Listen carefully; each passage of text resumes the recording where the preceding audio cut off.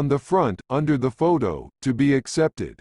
More information about VHICs can be found on the VA's website here. Access to bases will not be granted to new customers who qualify for VA health care, but are not enrolled in it and thus do not have a VHIC, according to the latest Military OneSource news release. If they choose not to apply for enrollment to obtain a VHIC, they will not have access, a DoD spokeswoman said via email, adding that only the VA can verify the eligibility of veterans and caregivers. A veteran identification card will not be accepted.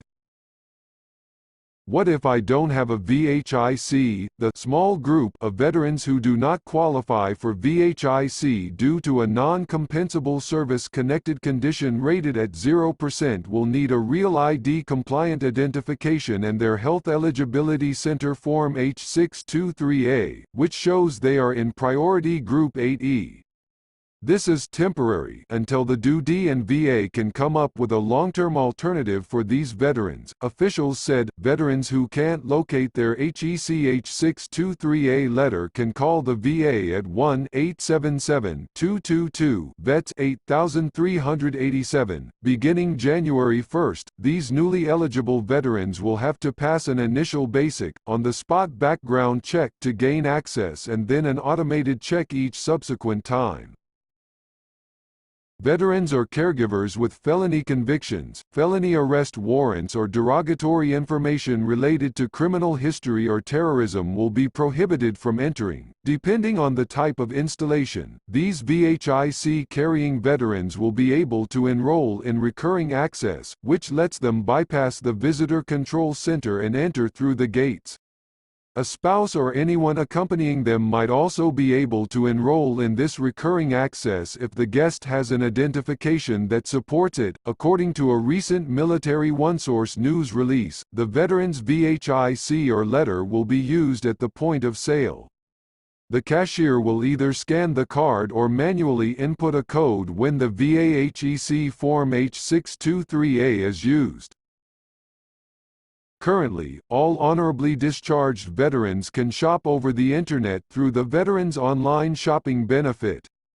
They can set up an account for any of the military exchange websites: Army and Air Force Exchange System, Coast Guard Exchange, Marine Corps Exchange, Navy Exchange Command, and the Veterans Canteen Service. Can I bring a guest with me to go shopping? Yes, but the guest cannot buy anything and they must be with the sponsor at all times. Some readers have reported that bases are not complying with this policy. Asked about that, a DoD spokeswoman said in an email that the Office of the Secretary of Defense is providing ongoing information to military departments and recently distributed some to use in training installation security personnel and resale and MWR personnel. Training of installation-level security personnel is ongoing for all procedures due in part to routine employee turnover and any changes to security postures that may occur, the spokeswoman said. Installation security processes will vary among the services, and from installation to installation within a service, depending on local security circumstances. She directed further questions about the processes or timing of training to the particular installation's public affairs office. What is the process for a caregiver? The process has not changed since the original policy guidance issued for caregivers registered in the VA's Program of Comprehensive Assistance for Family Caregivers to access commissaries, exchanges and MWR facilities. It is similar to that of VHIC holding veterans, but caregivers will receive a letter issued by the VA Office of Community Care saying they qualify as a primary family caregiver of an eligible veteran. To be admitted on base and to purchase items from the commissary or exchange, they will need to bring their VA letter plus one of the types of identification listed below.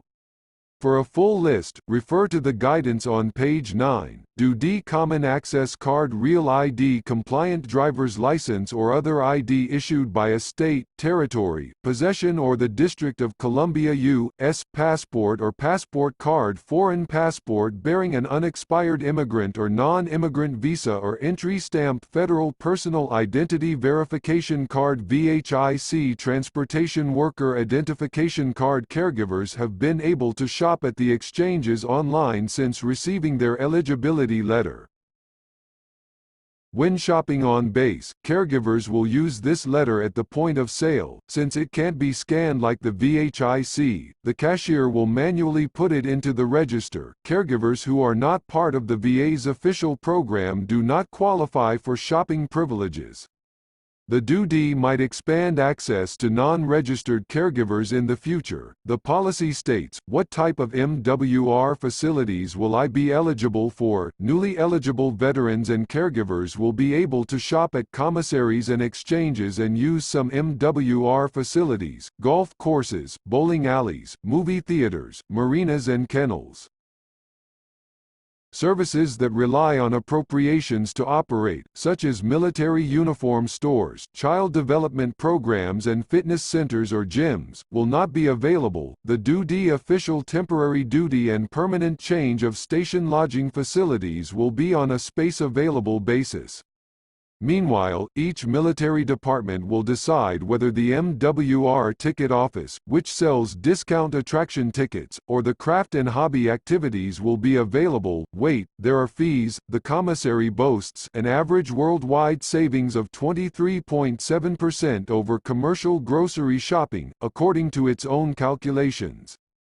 While it charges no state or local food tax, it has a 5% surcharge meant to help with store upkeep and construction of new stores.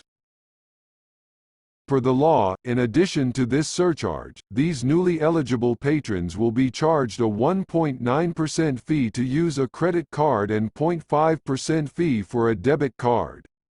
To avoid these fees, which may change annually, caregivers and veterans can use cash or checks or apply for the Military Star Card, which is managed by AAFES. Customers using electronic benefit transfer cards, such as Supplemental Nutrition Assistance Program benefits, will also avoid the fee. There will be no such charge at exchanges or for MWR purchases. Can I use my benefits if I live overseas? That depends on applicable host nation laws and international agreements, such as Status of Forces agreements.